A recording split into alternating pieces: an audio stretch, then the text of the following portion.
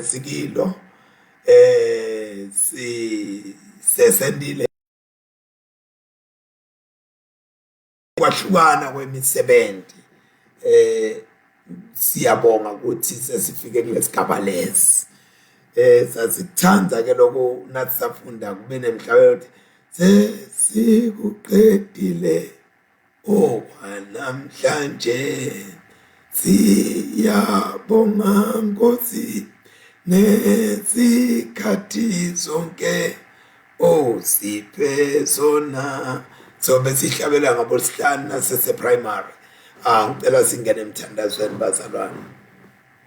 Egameni laNkulunkulu yise nendodana namoya engcwele. Amen. Babelolungile siyabonga. Umuhle uNkulunkulu, umkhulu yesabeka, ungisokulunga, ungisonini nanini, nzulu yezimanga, nzulu yemfihlakalo. Wena wekubona luntu liyela esonweni lusikwa imfesane. Babe wethu lona wasikwa imfesane wehla washiya amazulu wehlela emhlabeni utawusindisa umphefumulo wami. Babe ngiyadibongela ukuthi Nkosi awuzange wahlala emazulwini kodwa wawashiya amazulu wathi usindisa umphefumulo wami. Hayi wami ngedwa Nkosi kodwa newabo bonke labathabela insindiso levela kuwe simakade. Namanje ke Nkosi sisangena kule nkonzo yemkhuleko yakusihlwa. Ngena nathi babelolungile usivule emehlo, sivule inhliziyo, sivulekele wena usebenze lokufunwa nalokuthandwa nguwesomandla egameni elihle leNkosi yethu lenguJesu Kristu manje naphakade. Amen. Sithi hlole sivume emaphutha ethu.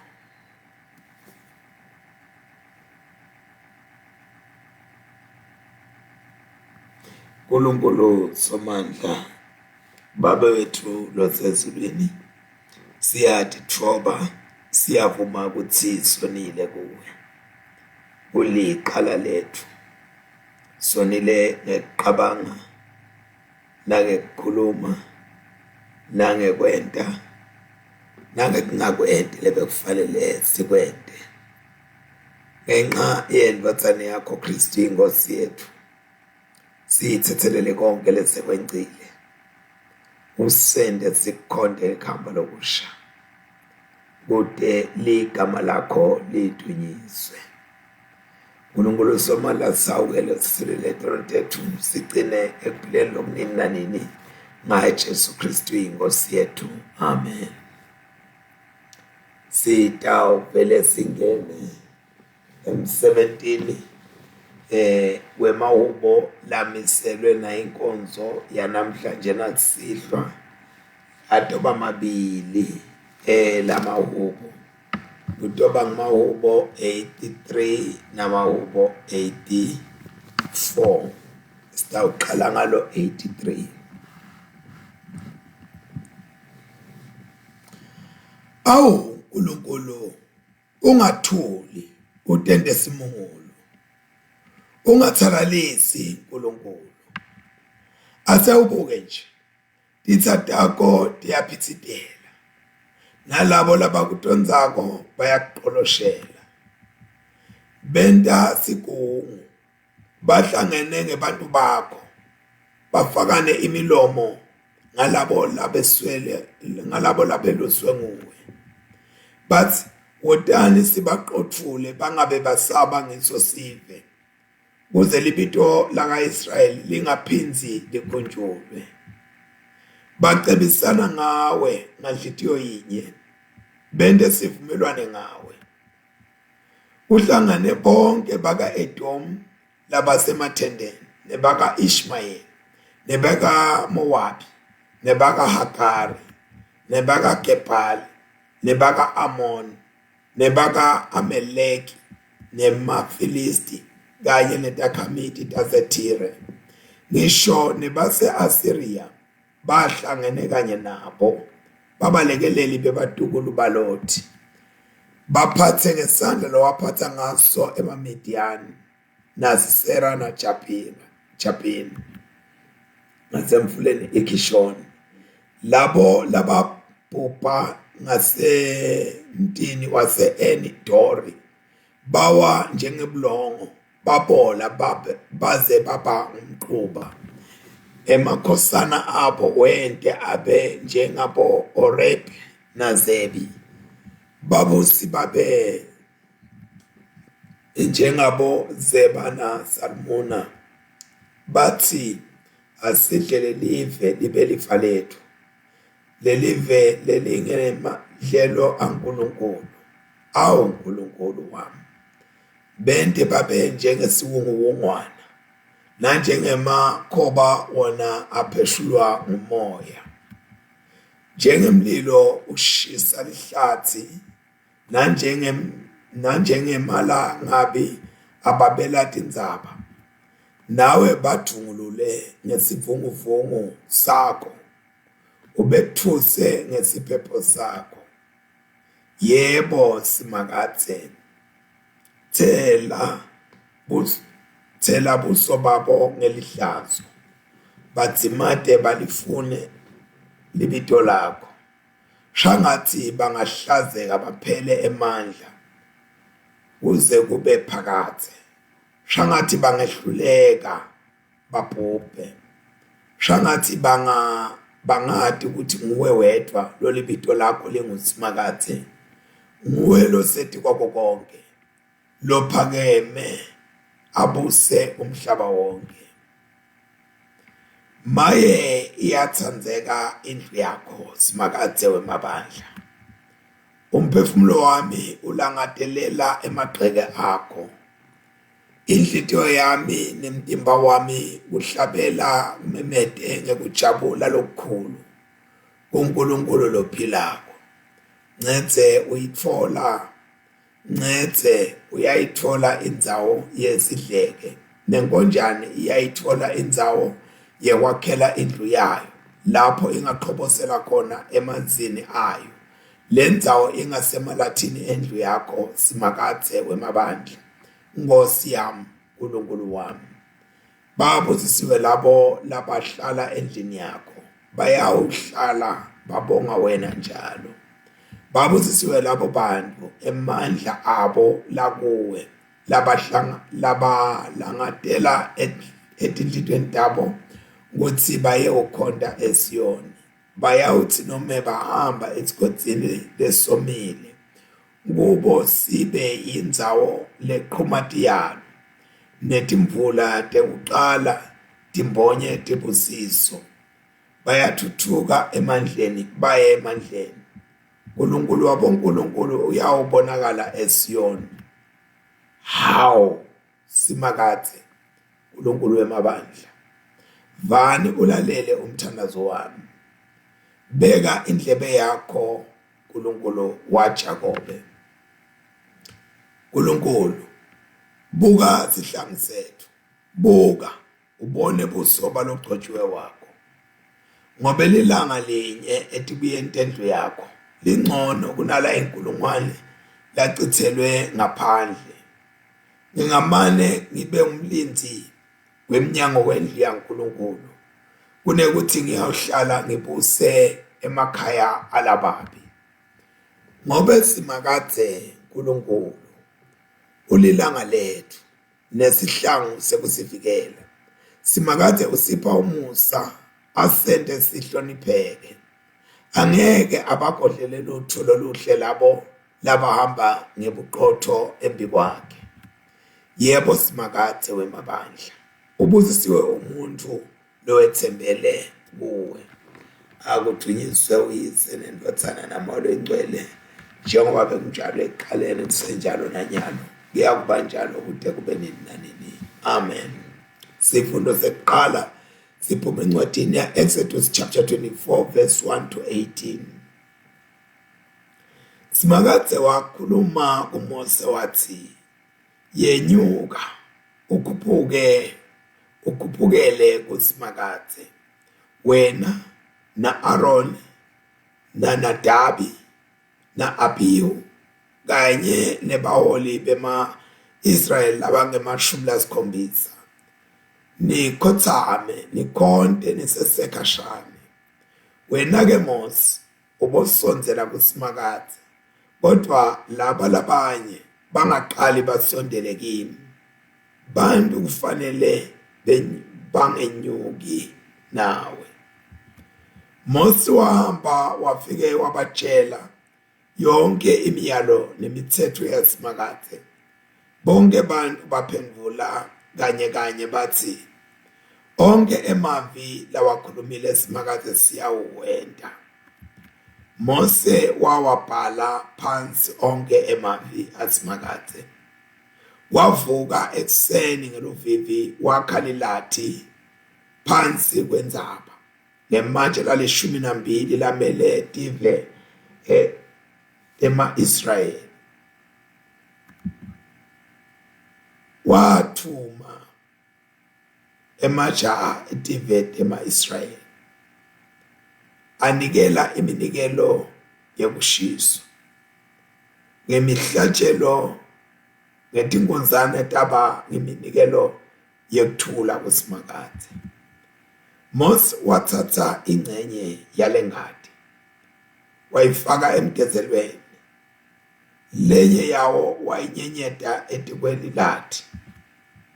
Waze uthatha incwadi yesivumelwano wayifundza. Bonke bantu balalela bakhuluma bathi konke lokushiwo ngusimakade siyakukwenta sikulalele. Mose wase uthatha lengadi leyayisemigezelweni wayinyenyeta ngayo labantu akhuluma athi lena ingadi yesivumelwano simakade lasenta nani maqondzana nalamavi. Mose na Aaron na Nadabi na Abihu kanye nebaholi benyuka baya entsabeni. Bafike babona uNkulunkulu wema-Israyeli. Ngaphansi kwetinyawo takhe kwabonakala lokwakufanana nendlela yelitshe lesafire lelalingumbala loluhlata njengesibhakabhaka. uNkulunkulu akazange abathinze baholi besive sema-Israyeli. Babona uNkulunkulu, banatha, badla ndawonye. Simakade wakhuluma kuMose wathi yenyuka ukhuphukele kimi entsabeni uhlale khona. Ngitakunika tipelekeqe tematshe letimiyalo lengiyibhalele kuthi ibe ngimiyalo yebantu. Mose kanye nemsiti wakhe labe nguJoshua batilungiselela benyuka baya entsabeni yaNkulunkulu. Mose wakhuluma kubaholi wathi ase nisimelela size sibuye futhi. Aaron na Hur batawusala nani, nakukhona lonesikhalo akaye kubo. Mose wenyuka indzaba iSinayi, lifu layisibekela yonke indzaba. Ingatimlo yasimakade yahlala etikwendzaba iSinayi. Lifu layembesa kwaze kwaphela emalanga lasithupha. Wathi ngelilanga lesikhombisa simakade wamemeta Mose asekhathi efini. Ema-Israyeli lenkatimulo yasimakade leyayembese lendzaba ayibona ayifananisa nemlilo loqothulako. Mose wangena kulelifu wenyuka waya entsabeni wahlala lapho emalanga langema-40 kanye nebusuku bawo. Siphela lapha sifundo seqala sitawulalela sifundo sesibili lesiphuma eTestamenteni Elisha evangelini la Luke chapter 5 sifunda kusukela ku verse 12 kuya verse 26. abesa kulelinye lidolobha nakufika indoda leyayinebulephelo nayibona Jesu yathi lahla embi kwakhe yamncenga yathi Nkosi nawuthanda ungangihlambulula. Jesu welula isandla sakhe wayithinza wathi ngiyathanda hlambuluka. Ngekushesha bulephelo besuka kuyo. Jesu wayiyalisisa ukuthi engatsheli muntu kodwa yende umyalo waMose ukuthi iyewudibonakalisa umpristi yende nemnikelo wekuhlambuluka kwayo kuze kube bufakazi kubantu. Kodwa nokho indzaba ngaye yanza nayo yonke indzawo. Icumbi letinkulu teta kute umlalela nekuthi tite uphiliswa etifeni tato. Waze uyabahlamuka wayawuthandaza ehlane.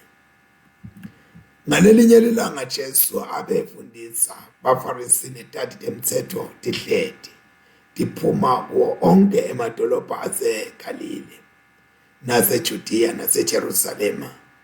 Emandla enkosi abenaye futhi aphilise labagulayo.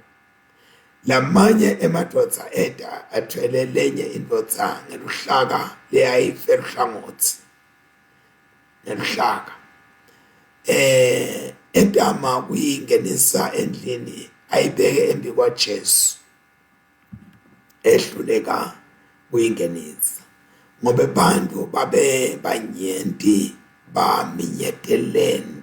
baminyetelene kakhulu. Ngakho bathe bayayethwala bakhwela nayo etulo eliphahleni bavula sikhala bayehlisela phansi ngeluhlaka lwayo bayibeka embi kwaJesu. Jesu nakayabona ukukholwa kwabo lokungaka wathi ndoda tono takho titsethelele. Bafundisi bemthetho nebaFarisi baqala bafungatela bakhuluma bodwana bathi ngubani lona lohlambalata eNkulunkulu? Ngubani longathethelela tono ngaphandle kwaNkulunkulu? Jesu wakubona lokubutana kwabo wabaphendula wathi yini lena lenibutana etinhlitweni leniyibuta etinhlitweni 10? Nguphi lokulula ekuthenini uthelele tono takho noma ukuthi sukuma uhambe? Ngidanikhombisa ke ukuthi indodzana yemuntu inemandla ekuthethelela tono emhlabeni. Waze uthi kulobe kafela uhlangothi ngithi kuwe sukuma uthathe uhlaka lwakho uhambe uye ekhaya. Nekuphathima kweliso lendvodza yasukuma embi kwabo bonke yathatha uhlaka lwayo yahamba yaya ekhaya idumisa uNkulunkulu. Bonke bantu bamangala ngekwesaba lokukhulu badumisa uNkulunkulu bathi maye thine sibone tintfo letimangalisako lamuhla lapha.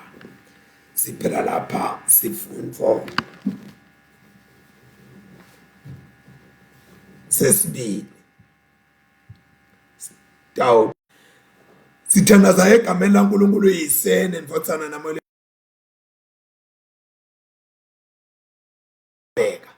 sikhathi sakho lesi moyo ongcwele, sikhathi sakho lesi sekuhlatiya tingqondo netinhlitiyo nemoya yethu kuthi kujule kuwe. Sisithe uNkulunkulu wethu lona amandla onke sisebenzise amathuba losiboleke wona ngendlela Nkosi liletha ludumo kuwe ngaKristu Jesu Nkosi yethu. Amen. Bangcwele lala sikhona khona namhlanje sibona sivumelwano wakhiwa sivumelwane, a covenant. and lesivumelwane sitawusayinwa nguMoses. Lesivumelwane lesakhiwako sitawusayinwa nguMoses. Lapha ke Moses nakwakhiwa lesivumelwane kwentiwa konke lokho wetama ukuthi avete la mafi kaNkulunkulu, excuse me, nekwehlulela kwaNkulunkulu kuba kaIsrayeli. Sivumelwane lokusho ukuthi sasihambisana nemibandzela lethide. Uthi ke uNkulunkulu akakhuphuke Moses ede lapha kuye, yena na Aaron naNadabi naAbihu kanye nalamalunga la nge-70 la hola laba baka-Israyeli. Lapha siyakhunjutwa ukuthi uNkulunkulu nakuba kunjalo ukhuluma na Moses kuphela. Masifunda chapter 20 wakhe Exodus verse 22 kuya ku 23 verse 33 ukhuluma na Moses yena kuphela. Kulesigaba lesi ke sibona nakathi akakhuphuke nalaba lesengibabalile, kodwa kufanele kube nemkhathi noma kufanele kube neliknyana kungasondelwa la kulendzawo babe sebayathandaza noma bayakhonta. Kodwa ke Moses yena yedwa kufanele ukuthi sondele noma asondela angisho njalo. Moses siyambona ukuthi wathola noma wazuza umusa, a special access to God, ukuthi yena angasondela kuNkulunkulu. Siphinde futhi sibona uNkulunkulu Moses akasondele kuphela, kodwa uNkulunkulu ukhuluma naye Moses. Sesibona Moses yena uyokhuluma nesive saka-Israyeli. Moses ke weda watotshela labantu emavi asimakade netehlulelo yasimakade. Bantu bonke bavuma ngalevilinye kwekuthi bayawuva umthetho kaNkulunkulu futhi bayavumelana nako konke lesekukhulunyiwe ngalokuphelele. So ke labantu baphendula kwangathi baphendula ngeliphimbo lemuntu munye, bakhuluma nje lokho. Lapha ke siyabona ukuthi bavuma kumthobela, kumlalela, kwenta lokho uNkulunkulu simakade lathi abakwende. Lokhu ke kwakungemagama nje bantu lebe bakhuluma ukuthi batakukwenda lokho. Lapha kunemibuto lesingaba nayo ingqondweni tethu noma kunezinto lesingathi cabanga, how Israel was overconfident kangaka wena wende njani? Uyabona ke umuntu angabe adle kudla lokuthideni umbona ngehlonipha lokukhulu. Ngeke ngabuta emaphoyisa kanye nawo, nimbone ngani ukuthi lo yawudle kudla lokunjanjani? But awu laba sibabona ukuthi bahloniphe ngalolo sekugapthele na uthi uyamisa avele melapha ya nomenge awuma phambi kwakho bese uyabona ukuthi awu sekukhona ke la kudlile. So ke lapha laba kukhona lokwakwentekile kubo sikubona futhi masinyane ukuthi yini le yabenta bavuma ngalendlela kwekuthi batakukwenta konke bakugcina konke lokufaka phakathi imithetho yaNkulunkulu. Uyabona uma ngabe sitawukhuluma ukuthi siyogcina imithetho yaNkulunkulu kufanele ukuthi singathathi nje into haphazardly. Fanele sijule ngoba into yaNkulunkulu tijulile. Lethi esikhathi ungaqabanga ukuthi wena sowuvile uya understand athi siso silandzelo into yaNkulunkulu. Into letimpilo, into letifaka phakathi some experience. Lapha ke siyabona ukuthi cha baka Israel bebethukile. Uyakhumbula ukuthi kuke kwaba khona kuduma kwaba khona kubanika, kwaba khona tamatama, kwaba khona intuthu, kwaba khona umlilo. So ke bavuma nje, abathi nalokuthi bavumane. Lokhu lesithombe saletinto lebetenteka lapha entabeni yaseSinayi selokhu sikhona la ngqondweni yabo. So ke nabavuma bavuma ngekwesaba, abavumi ngokuthi lento isuka ekujuleni kwenhliziyo, kodwa kwesaba lendlela lebavuma ngayo. Labantu ke baphinde futhi banika isiqiniseko ukuthi lesivumelwane saNkulunkulu ngendlela lezothile badawusilandzela, badawusenda. Sibona Moses ke lapha ubhala phansi. Ekuqaleni simbone Moses akhuluma nje emagama lapha yana ku Exodus 24 verse 3. Bekakhuluma nje emagama verbal. Lamagama bekawakhuluma bawavuma, bekusivumelwane lesifaka phakathi budlelwane babo labantu naNkulunkulu. Kodwa nake siyabona ukuthi akusiko lokwanele lokho, kwekuthi kukhulunywe nje bantu bavume nje. Kukhona lokufuna kube sekuyenteka, kukhomba ukuthi letinto taNkulunkulu sitithatha ngendlela lejulile, ngendlela lenenhlonipho, ngendlela lenesizitha noma sizotha. Lapha ke kukhona tinto letafuna ukuthi batende letitsite letikhomba ukuthi bayaqinisa ukuthi letinto taNkulunkulu batawutenda lekufaka phakathi ngingathini i-sacrifice ihambisana nebuhlungwana tsite, iletha tinto in the reality. So kwekuqala sibona livi laNkulunkulu kwekuthi kufanele libhalwe phansi. Uma ngabe noma ngabe kuyashunyayelwa, bhala phansi letinto letikhulunywako. Uyathi na ubhala letinto tibuye tingene la kuwe tisinke. Kubhala kakusiyo into lelula, yinto lehambisana ne-sacrifice of some sort. So ke lana Moses siyambona ubhala phansi manje letinto taNkulunkulu. Ubhalani? Ubhala livi laNkulunkulu. Lokhu yinto lebalulekile kwekuthi livi laNkulunkulu alingakhulunywa nje lishiwe ngathini lishiwe nje khona lapho.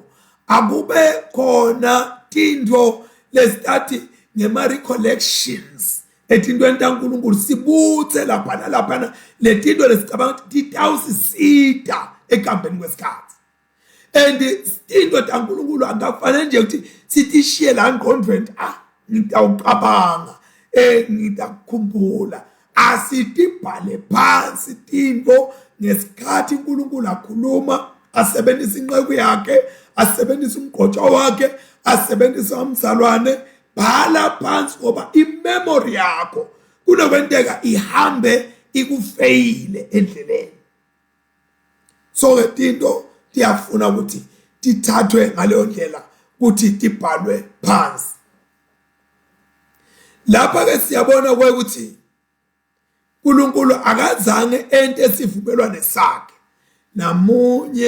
ngamunye kulabantu bakaIsrayeli, kodwa lesivumelwane wasenta nalesive sakhe uNkulunkulu. So lesivumelwane saba sinye, there was one covenant, but sentiwa nalesive, lesive njothi naso sabuthwa saba sinye kulesivumelwane. Lokho ke kuqiniswa nalamuhla esivumelane lesisha, ukuthi kulesivumelane lesisha umuntu uba nebudlelwane lengaqale ngithi buba personal kuye naNkulunkulu. Kubese kuyendlulela lapho uma ngabe sekathatha lesivumo sale sivumelwane lesisha, akasithathi ngesese, akasithathi yedwa, sethu sonke lengadi yaJesu yanele thine sonke.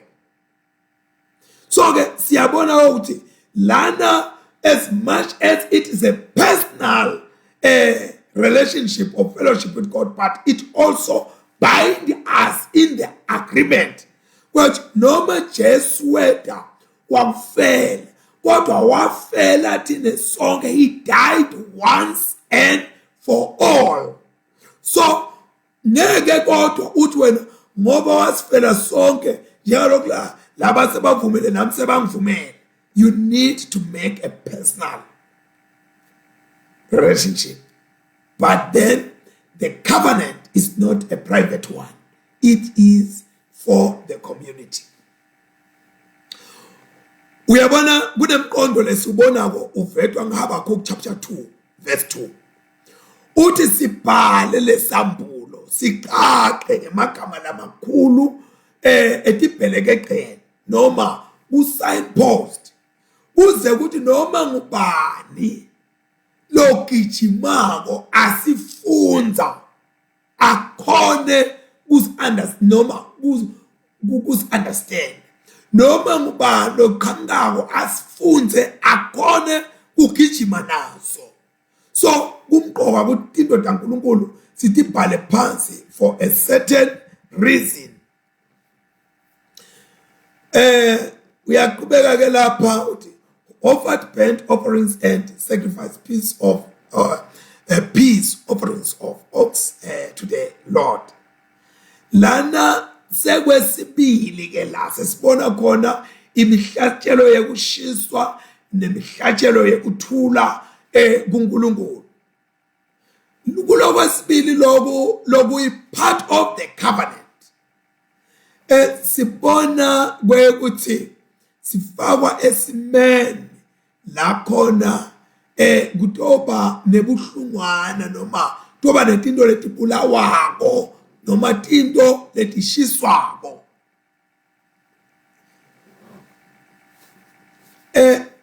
Is sacrifice noma lokuthi nikela sitibekela thina laNkulunkulu kupita ukuthi kweqala sivume tono tethu. Angeke sibe isacrifice lemukeleka kuNkulunkulu singakavumi tono funathi sivume ukuthi sonile nekwakuthi sehluleke kuphi nakuphi phambi kwaNkulunkulu lokho kufanele ukuthi sikuvume. Lokho ke ngona ngingathi ku address noma ukhuluma ngqo nangale ndlela yokuthi kube khona silwane lesitawukufa endzaweni yakho. Sitabona lokho masiyana njengoba in the new covenant kwafa Jesu endzaweni yami. Athi uMapostle Paul, for there is one mediator between man and God, and that mediator is the man Christ Jesus. Mumuntu inkosi Jesu. Lapha ke sibona kuthunyelwa bafana labancane ukuthi abahambe bayokwenta lo msebenzi. Umsebenzi lona bekufanele wentiwe ba priest. So kukhethwa bafana labancane. Ngabe kukhona yini lokumsamlingo lokusamajiki lo ukuthi kukhethwa bafana labancane eliqiniso lithi qha kude mlingo lokhona la kude ma rituals la khona la ukuthi bakhethelwane bantu labancane. But now says let considerations cabanga nje sibanga ukuthi why ulethwe bafana labancane. Kungoba lana kunetingoma leti tawuhlatshwa leti tawunikela tidinga abantu labanemandla, tidinga abantu labanelikhono. Kungako kwakhethwa abantu labasesebancane. Njengoba nasempini uma ngabe qayiwa kuyoliwa akukhethwa tintata lakho, kukhethwa labantu labasesebancane labatawukhona gijima, labatawukhona qhuma, labatawukhona kwentana. Kanjalo ke nasenzaweni yobupriest kumqoka ukuthi babe khona abantu labancane laba active ekwenteni lo msebenzi waNkulunkulu. Moses wazothatha ke lencwadi yesivumelwano uyayifunza beva bonke abantu. Lokhu sesitebhesi sesithathu. Lapha Moses wenda live laNkulunkulu kweqala liyevakala kuthi alifunze bantu balive bathi bangaliva bese baya responda noma bayavuma kwekuthi bayingcenye yaloko lokufunzwa noma bathi awukwenda lokho lokufundwa. Uyabona ke kuvumelana kwethu naNkulunkulu noma sivumelwana phakathi kwethu naNkulunkulu. Sisuke sivuma livi laNkulunkulu kanye nemibandzela yayo akusiwo emavi ethu nemibandzela yethu lesisuke sivuma. Lokusho ukuthi ngalamanye amagama uyayivuma lento kulesinye isikhathi ungenta ukuthi uvuma nje awu understand awu kodwa ngekukholwa uyavuma nangale mibandzela uyavuma.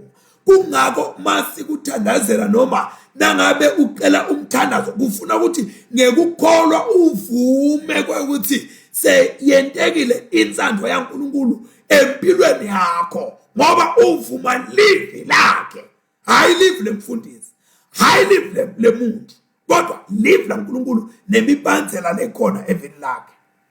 So ke awutivumeli wena kwethu uqabanga kanjani kodwa uvuma ngekukholwa livi lakhe. So ke uma ngabe livi laNkulunkulu liyafundwa kumqoka ukuthi livume amen. Your response is very important. Ngiyabona ke lapha abakhona ema likes, abakhona ema hearts, kube khona lokho nalokho labanye bente ama comments. That thing is very good and it is very biblically sound. Kwekuthi vuma phela amen. Akube njalo. Kumqoka lokho. So ke lana siyabona ukuthi nalifundwa leli livi laNkulunkulu bavuma labantu balivuma livi laNkulunkulu. Bathi konke lokhu la kusho koNkulunkulu sitawenta, sitakuthobela, sitakulalela. Njengoba ke uNkulunkulu simbona uNkulunkulu uma khuluma livi lakhe usuke anganegotiate. Bude othi uNkulunkulu uyanegotiate nakakhuluma livi lakhe nalabantu bakhe bakaIsrael. Futhi uNkulunkulu akabafoseleli ukuthi abavume ngenkanto lokhu kukhulunywa nguye uNkulunkulu. Kodwa ke kubhekekile ukuthi uNkulunkulu makakhuluma bantu baresponde. Noma ngakanegotiate, noma ngakafoseleli, but uNkulunkulu ukubhekile ukuthi when he speaks, let the people respond. Sibona ke incwadi yesivumelwano lapha encwadini ya Exodus chapter 24 verse 7. Siyabona ukuthi ngalokhu ngathiteki kuyavela tinto letitsite ngesivumelwano lesitala. Lokumqokayo ukuthi sikulandzelele ukuthi yini lela levelako ngalesivumelwano lesitala la chapter 24 verse 7. Moses wazothatha ke ingadi ufafata labantu. Sekwesine lokho. Sekuthathwa ingadi kufafatwa abantu. Uyabona ke sivumelwano sasentiwa ngokuthi kubese ku-apply noma sekufakwa lengadi. So bantu kwakufanele ukuthi bayemukele lengadi nakabafafata ngayo Moses yale sivumelwano. Uze ukuthi lesivumelwano sitawusichilelwa noma sitawusilishwa, sitawusayinwa etimpilweni yalabantu. Why ingadi? Why bantu bafafatwe ngengadi? Nakhona lapho akukho mlingo wokuthi mase bafaphathwa ngengadi sekunemlilo enjanja kodwa lokusala ukuthi ingadi imele impilo. It represent life. Uma ngabe uqitheka baka-Israyeli bebaxwayisa kakhulu ngekudla into leqhumbelene noma lenengadi ngoba kusho ukuthi uhlala impilo yalesilwane. So ke ngoba impilo isengadini,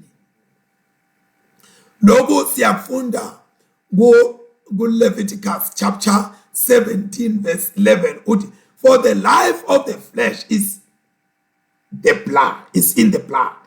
For the life of the flesh is in the blood. Chapter 17 verse 11 Leviticus. Ngoba impilo yenyama isengadini. Inyama kuze kuthiwa iyaphila isuke usho ukuthi kunengadi.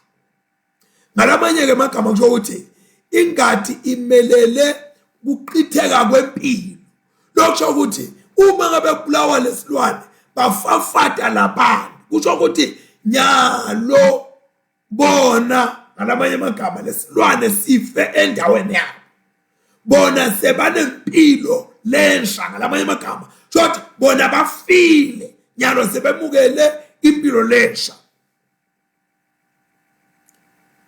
Now lento ke yengadi into lengathi icommon, into ledayelekile kukhona kulesinye sive noma kulabanye abantu la khona kuze ukuthi nibe bobhuti noma abantwana ngibabe munye namake munye sifike lo mnyasike la nalona sike bese nijikisha leti ngadi tenuke, and lokho sekusho ukuthi nine nobabili senibhondile seningumuntu munye. Kungako nje indaba yemfati nenfotha ngoba kusuke sekuhlangana abantu lababili, kuhlangana tingadi tebantu lababili. Uma ngabe namuhla ngilo kusasa ngiloya kuyasa ngiloya kuyasa ngiloya, awubale ukuthi bangaki labantu lo kuhlangane nabo wena. Lenye ke ingcenye yale ngadi yayifafatha altar, sitambona lokho masiyana. Lenye ingcenye yale ngadi ifafate abantu. Sengisho ngathi uma ngabe lo waleka kaZungu lo wale kaMathe bese kuya ingadi iyahlanganiswa labantu sengumuntu munye. Kusho ukuthini ke lokufafathwa kwe-altar kubese kuyafafathwa abantu? Kusho ukuthi uNkulunkulu ngoba le-altar limele uNkulunkulu. Lokusho ukuthi uNkulunkulu nemuntu semunye, sekwentiwe kwaba munye, sekune bond, le covenant seyibabonde, sesibondekile. Lokusho ukuthi uma ngabe sidla umtimba nengadi yaJesu, we become one with Jesus. Ngeke ukuthi wemukele umtimba waJesu nengadi yaJesu uqhubeke ube singile noma uqhubeke ube wedwa. Siyabona ukuthi sekuphele iminyaka leminingi uNkulunkulu akakhohlwa lesivumelwano sengadi. Masifunda kuZakhariya chapter 9 verse 11. Because of the blood of your covenant, I will set your prisoners free from the waterless pit. Uthi ngenxa yengadi yesivumelwano, ngenxa yengadi yesivumelwano lo set ngithi abakhulula lababoshiwe bakho lemgodini lotemandi. uNkulunkulu uyayikhumbula ingadi. Sibona sivumelwane saJesu lesisindisa thine noma ingadi yaJesu lesisindisa. Uma sifunda Matthew chapter 26 verse 28 uthi, this is my blood of the new covenant which is shed for many for the remission of sins. Ingadi yami lena yesivumelwane lesisha lechithelwe nini nalabanyenti kube kuthethelelwe tono. Ingadi yaJesu ngiyo lesenta ukuthi tono tethu dithethelele. Ingadi yaJesu iguquka noma ibuye ibe sisekelo, yi-foundation yekukhula kwethu kuKristu, sifike la khona sibhadla khona, iyasikhulisa. Masifunda kumaHebrew chapter 20 verse 20, chapter 13 verse 20 to 21. I'm sorry. Hebrews chapter 13 verse 20 to 21. Uthi, now may the God of peace, who brought up our Lord Jesus from the dead, that great shepherd of the sheep, through the blood of the everlasting covenant, make you complete in every good work to do his will, working in you what is well-pleasing in his sight, through Jesus Christ, to whom be glory forever and ever. Amen. So lengadi ya Jesu kulo Hebrew 13 verse 20 to 21 iyasikhulisa isifikise esigabeni la khona ngingathi isenta sipheleliswe etintweni kaNkulunkulu. So ke lana kule sivumelwano lesisha kunetinto letine pattern lengathi iyaqisha kufana nale pattern lenzala. Okay, kweqala kule pattern lenzala befuna ukuthi balemukele live la uNkulunkulu nalifundwako. Lifundwe live la uNkulunkulu. Nanamuhla live la uNkulunkulu liyafundwa. Ngiqale ngalo ngalifunza Psalm 83 na 84. Ngaphinde ngalifunda Exodus 24 verse 1 to 18. Ngaphinde ngalifunza Luke chapter 5 verse 12 to 26. Words of God read. Number 2. Umhlatshelo kufanele wentiwe. Wentiwa. Khumbula Moses wasothatha ingadi yafafaza. Nakithi umhlatshelo wentiwe wa Kristu Jesu. Lona sengifunde ngayo kuMateyu. Kwesibili kwakubita ukuthi bakwemukele lokho ngekuresponda ukuthi sitawenda. Nathi siya responda sithi amen, so be it. Akube njalo. Kwapita ukuthi ingadi yesivumelwane nayo bayemukele. Asimukele nje mavi kuphela, nengadi yesivumelwane bayemukela ngesikhathi bafafathwa altar fafathwa bona. Nathi ingadi ya Jesu ngalokufana nako ufuna siyamukele ngoba ngiyo lela lenta le bond, ngiyo lela le isenta sibe munye na Kristu.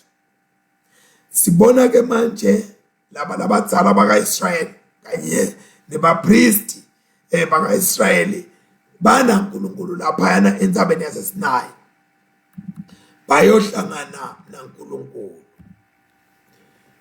Lapha siyabona ukuthi bambona uNkulunkulu. Lisho njalo leBhayibheli lithi, and they saw the God of Israel. Kodwa na ke uNkulunkulu lokuthi ngingayivuma nqanqanqa ukuthi babona uNkulunkulu ngoba lithi live la uNkulunkulu akekho longabona uNkulunkulu abuye aphile. So la into lesingayisho ukuthi kukhona imifanekiso thitene leyabonakala lefanana nesitulo sakhe netinyawo takhe kwabatinto letiportraya noma leticishe etitshengise sithombe lesithinde. Lokhu ke sesingathala sikise Isaiah chapter 6 la khona Isaiah la khona akhuluma ngembono ukuthi wayibona inkosi simakathe ihleli esitulweni sayo, umsila wengubo yayo wawuqalise eThempeli. That was a vision. Now Isaiah chapter 1 naye ukhuluma ngale vision. So kulesinye isikhathi kuba le vision umuntu abone yona kube ngathi vele sombonile uNkulunkulu kanti umbono ngaNkulunkulu. Laba balapha yana labantu babona uNkulunkulu ukhulunywa ngetinyawo la under his feet. Uyabona nakuthiwa ubhekene naNkulunkulu bamba akulukhulu ukuthi ungambuka emehlweni, akabukwa uNkulunkulu emehlweni. Thina ke la kangwane sinenhlanhla esinenkosi Mswati. Ngeke nje uhambe uyobuka inkosi Mswati emehlweni, hlo emehlweni bopha sopha ungabezela ukuthi akutaba nani, utaba nani, utawubona ngaleminye iminyaka. Kwanamuhla ungeke wabona, ungabona ukuthi hawo mina ngimbukile Mswati emehlweni ukuthi lokwentekako ayikho lento le. Kodwa down the line utokwathi ukuthi ubungasena ku reverse ane ku reverse. So inkosi yethu lesinayo lapha eMaswatini inako lokuthi iportray some of lama attributes langa lesikhuluma ngawo ngaNkulunkulu. Lapha ke siyabona lelitshe lelihlata sasibhakabhaka lelabonakala noma usalwandle lento lokukhulunywa ngayo lapha encwadini yeRevelation chapter 4 verse 6 na Ezekiel uyakhuluma ngale tindzaba leti lapha ku chapter 1 verse 26 kwekuthi wambona uNkulunkulu ahleli kulesihlalo sakhe lesasikhathimula ngaleyo ndlela leyo na verse 22 wakhe lo Ezekiel chapter 1 naye ukhuluma tona leto tindzaba leto. So ke uNkulunkulu kunembono, siba nembono kaNkulunkulu. uNkulunkulu uyativeta ngemibono leyahlukahlukene. Lana ke kukhuluma ngekupheva uyabona, a paved work of soft stone. Lapha kunetinto bebatenda eGibhithe basetiqila baphakathi thini. So lapha ingathi lemisebenzi bebayenta physical bayijulukela iseyivela nyalo seyiyakhatimula seyivela nyalo seyilobunye. Ngifuna ukuthi uma ngabe wenta umsebenzi namhlanje noma ungakhandleka kangakanani yathi umsebenzi wakho uyawuvela sofanana lelitshe leJafiri noma lesafiri, things like that. Yes, uyawuvela sekukuhle umsebenzi wakho sebenza uthi khandla. But on the nobles of the children of Israel he did not lay his hand. Kusho kuthini ke lokho kusitshela ngenkathimulo yaNkulunkulu nangaleyo experience bantu laba banayo. Well, noma ngabe kunjalo, it was still missing. You see, that it was incomplete. It was incomplete. There was no total encounter with God. Ngoba sitshela lapha ukuthi but on the nobles of the children of Israel he did not lay his hands. Lokusho ukuthi lapha abazange babonane naNkulunkulu buso nebuso ukuthi bahlangane naye uNkulunkulu. Kodwa lamadodza akaIsrayeli lebekakhethiwe sithola ukuthi somehow ngoba umuntu la ubene buso nebuso naye kusho ukuthi kube khona budlelwane kwaba khona xoxisana kwaba kuhle kwabajeya. Asibefa baxoxisana naNkulunkulu laba kodwa uNkulunkulu uxoxisana naMoses. So ke singaqhubeka sifunze lokhu the nobles lekavela ngathini avela njengethi khonkwane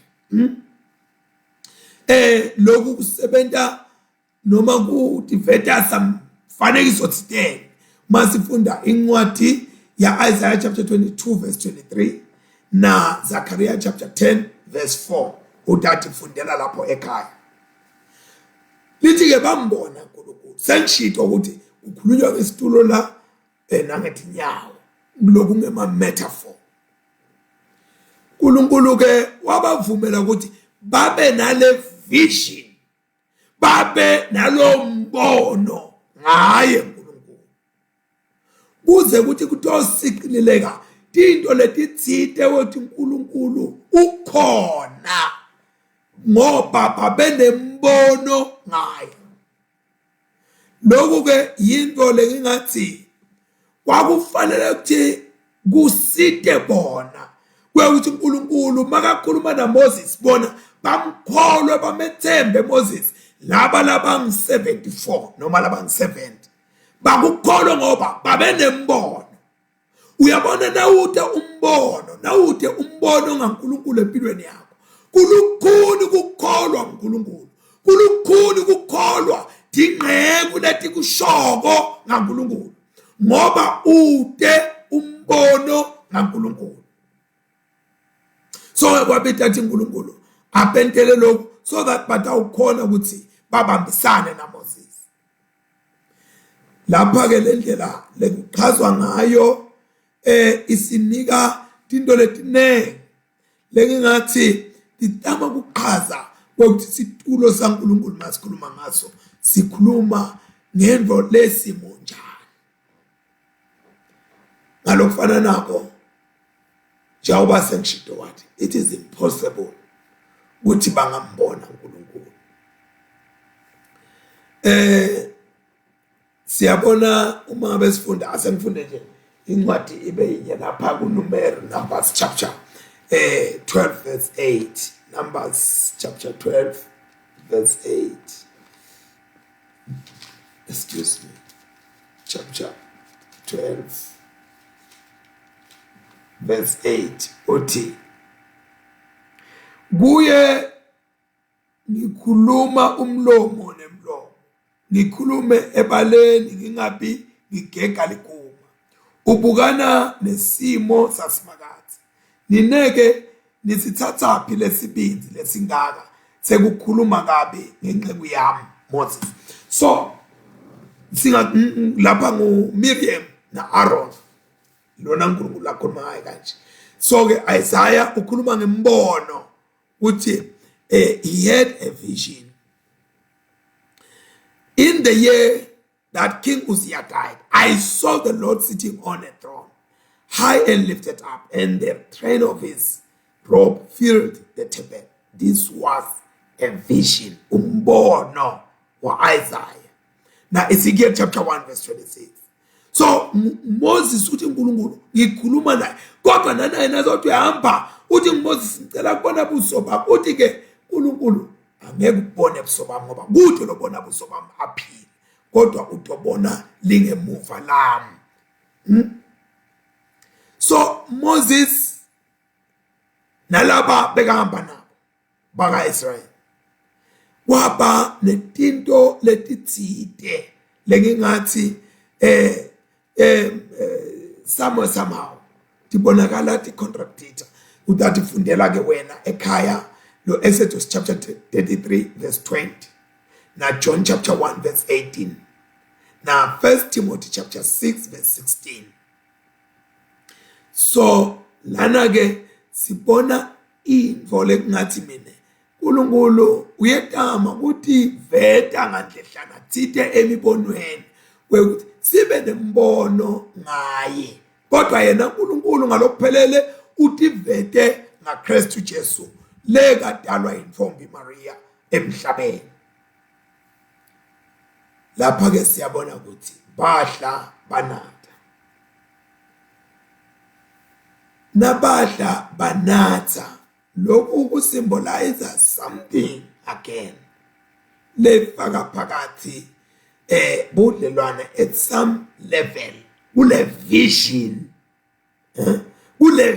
kulombono yes laba ngu74 uNkulunkulu labakhetha wafuna uNkulunkulu ukuthi babe nembono ngeke uhole bantu ude umbono fanele ube nembono thide kuze utolungela kuba hola abantu ubamikise somewhere so siyabona ukuthi lokunye lokufaka phakathi lana nje siyepha lokudla lokwakudliwa lapha kuneswayi luyasebenza uma ngabe kusilishwa emacovenant lathiteni njenganamuhla nanini labanye basebenza emanti elwandle lanaswaye labanye benjani so kuyasetshenziswa bantu bathi sebenzisa lento lana ke siyabona ukuthi kwaba nalo mnikelo leyentiwa emva komnikelo wekuthula kwase kuba khona kwekuthi bantu bahle kube njani ngoba kudla lapha that is angifunde chapter 24 verse 5 uyena lo Exodus then he set young men of the children of Israel who offered burnt offerings and sacrifice peace offerings of ox to the Lord nasekwenteke konke lokho wase kuyadliwa lokho ke kusitshela ukuthi kudla into le normal into lesiyenda onke malanga lokho ukuthi noma kunomali sikwento ngemalanga asimbone uNkulunkulu ayiprovide, asimbone uNkulunkulu ahleli nathi etafuleni adla nathi ahlanganyela nathi. Lokho asikubone uNkulunkulu akwenda njalo nje. Labanengi bathobe badla kodwa ngeke baze bambone uNkulunkulu, labanengi bathombona uNkulunkulu kodwa ngeke baze badla. Lokho ukuthi ngeke baze bathandaze, umuntu avela ngene nje. So ke kungawo ngidawuthi labanye bayadla kodwa abamboni uNkulunkulu, abatadishi la kulokudla ukuthi uNkulunkulu uthi manifesta ungakuphi ke uNkulunkulu. Labanye bamdadisha uNkulunkulu, bamdadishe kodwa nasebadla ngathi abangabe sambona lakhela. uNkulunkulu ufuna umdadishe, uNkulunkulu ufuna umbone ngisho udla ukuthi ukuphi appetite nalokudla ophiwe nguye. Konke bona uNkulunkulu, umdumise uNkulunkulu ngetinto losuke udenda noma ubhekene nato. Moses ke kwenyuka insaba uyohlangana naNkulunkulu nekuyothatha dibhelekeke noma kuyothatha lemithetho uNkulunkulu afuna ukuthi yedlulele kubantu bakhe. Uthi uNkulunkulu khuphukela la Moses, kodwa la Moses wathola simemo asithola kuNkulunkulu kwekuthi akakhuphuke. Wase uyahamba ke uNkulunkulu Moses uyakhuphuka utane ncedisi wakhe lokunguJoshua. Lo Joshua lona lomuye lotawugcina sekangumholi loqhamile emva kwaMoses loto hola abantwana bakaNkulunkulu bawongena eveni lesethembiso live uNkulunkulu la bekabethembiselwa. Siyambona Joshua uncedisana naMoses lapha ku-Exodus chapter 17 verse 8 to 16. Ngeke ngifunde utotifundela khona ekhaya. So siyambona uyancedisana naye Moses kutsempini lapha ya namuhla nakakhuphuka simbona uncedisana naMoses etintweni takamoya. Lokho ukuthi if you are an assistant, you must be able to assist etintweni leti practical, you must be able to assist etintweni leti spiritual. Unga assist nje etintweni kumbe leti spiritual kodwa leti tangible, leti personal part when utholakala ukuthi you are nowhere to be found. Lapha siyabona Joshua upheleketela Moses kodwa na ke kuba ne distance, kuba nekuma of some sort la kufanele ukuthi kumeke khona. Lokho kusitshela ukuthi asiyisidlathitha nje kuNkulunkulu, because our God is unapproachable, so kufuna ukwathi ukuthi mawuqoqa kuNkulunkulu kufuna ute sewutilungisile. Uma ngabe Moses abidwa ukuthi akede atongena kule interview of some sort, I will say, with God, lokho kwathatha emaviki lasithupha noma la ngaphansi aphosa besithupha masifunda Deuteronomy chapter 9 verse 9. Sesibona ukuthi sive saka-Israyeli sasala lapha ya etinyaweni tenzaba la inzaba iqala khona. Lana sibona Aaron emadodana akhe nalaba labangemashumi lasikhombisa baka-Israyeli nabo bahambile kodwa basala halfway, abazange basafika la Moses ayakhona. Kodwa Joshua na Moses bakhuphuka, kodwa nathi kufanele ukuthi asondele uNkulunkulu awuhlangana naNkulunkulu. Moses kwambita ukuthi kube nguye na Joshua asala. Uyabona lama distance laba baselele phansi entabeni, laba labangu 70 plus 4 or plus bakhuphuka basala lapha ekhathini nzaba. Moses na Joshua bakhuphuka, Joshua wasala lapha ya kwase kuhamba Moses kuphela. Kunetigaba lekufuna sihloniphe, ungathi khanzi nje soyominglisho ucabanga ukuthi umfundisi noma bazalwane labakhethwe inkosi Jesu ebangani bakho. Yes, ngendawo ukuthi bebe bakini, ngendawo benikhule nabo, kodwa yathi ukuthi kunemkhathi phakathi kwakho nabo uma ngabe ungakhona. Kanjalo nebaholi bemakomiti lathinte ebandleni laNkulunkulu kunemkhathi phakathi kwelibandla nabo. Kanjalo nemakomiti lakhona nemfundisi kunemkhathi lokhona phakathi kwabo naye. Kanjalo nabo assistant kufuna siku-acknowledge sikwathi lokho asimusa bese sicabanga ukuthi hawu ngoba phela nawe waqotshwa nami ngaqotshwa kunjani. No, asiku-acknowledge lokho khona sitawusebenza kahle singanawulimatana ngoba naso usondzela la khona lokungahle bese ngasahambi kahle. Nike i-distance. Uyeke nabantu abathi ngesindiso babaleke emakhaya bathi bona sebawuhlala emishini janjanyana. Uyamangala ukuthi imkhuba yani yona leyo. So lapha siyabona kuba nema-distance la khona in between. Siyabona ukuthi lapha bo-Aaron nabo-Huri bake badlala inzima lebalulekile kakhulu. Moses waba nakho ukuthi awu labantu laba bangakhona nekusupervise lenkampu noma lombutho waka-Israel. Kodwa nake ekambeni kwesikhathi sitawubona ukuthi they were not capable. They were not capable. Noma bake bayidlala inzima lethide, kodwa kukhona la sesibona khona ukuthi nasitawufunda kulokunye amkhanda lo Aaron lona sekunguye lo wakha lithole kwekuthi bakhonde lona. The very same man who has been so instrumental empilweni yaMoses. So ke akusho ukuthi umuntu nangabe uke waba instrumental wakusita wenta into letinjane ubese uqabanga ukuthi wena lo muntu uyohlala njalo. Themba uNkulunkulu, unganciki kokwakho, uqale kusiwe umuntu lobeka lithemba lakhe kulomunye umuntu.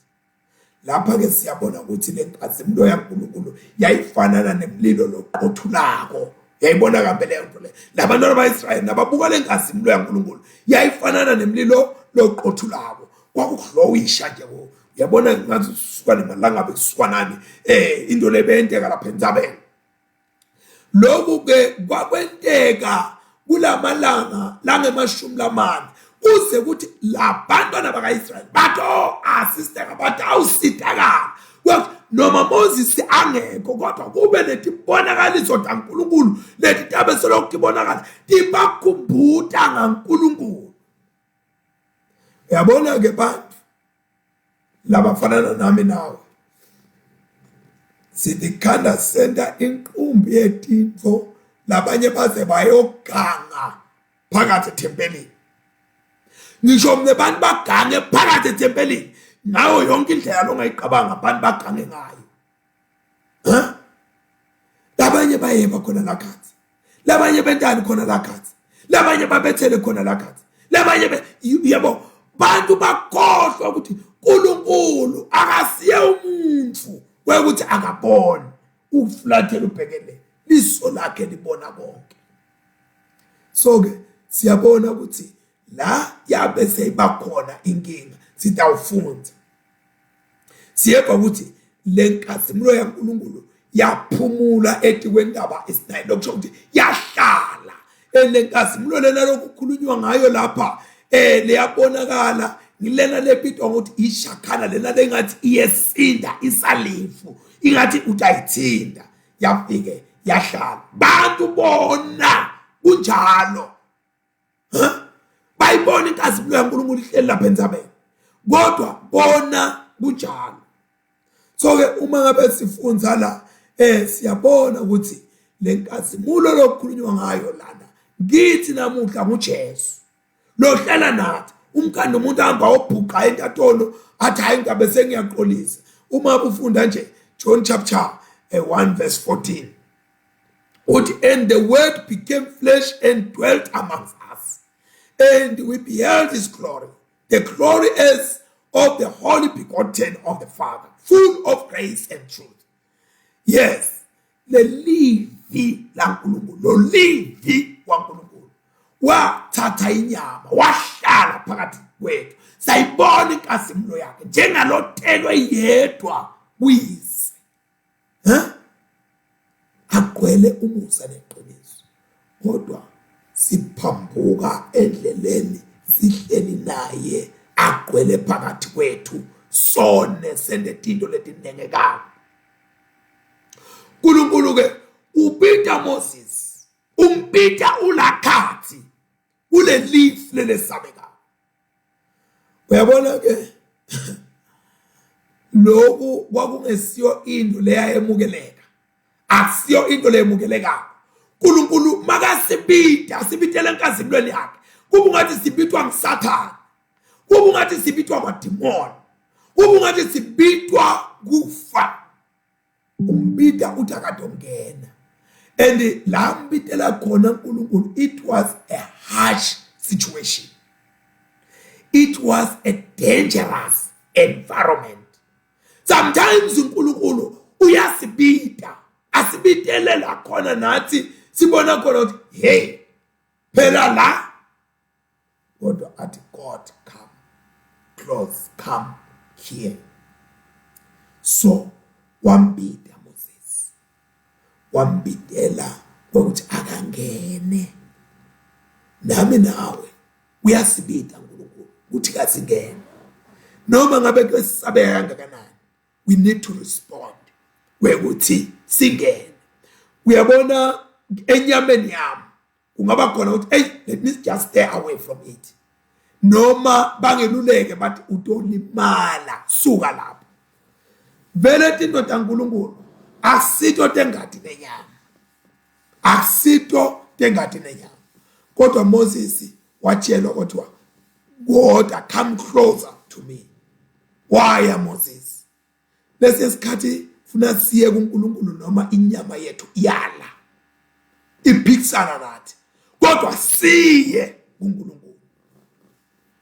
Angathi ukuthi ngisiphi isimo sakho lesiharsh, ngisiphi isimo sakho lesi-dangerous, kodwa uNkulunkulu uyaku-invite ukuthi kodwa ute kuhamba kuso, ute ubhekane naso, ute, as long as uNkulunkulu angibida itawu.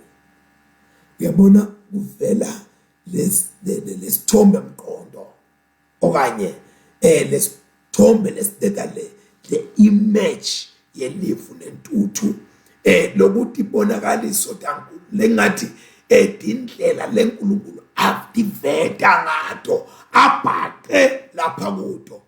Wena ubona umlilo ubona yini? uNkulunkulu ubhaqile kuletho thinto letho lethi khomba inkathimulo yakhe.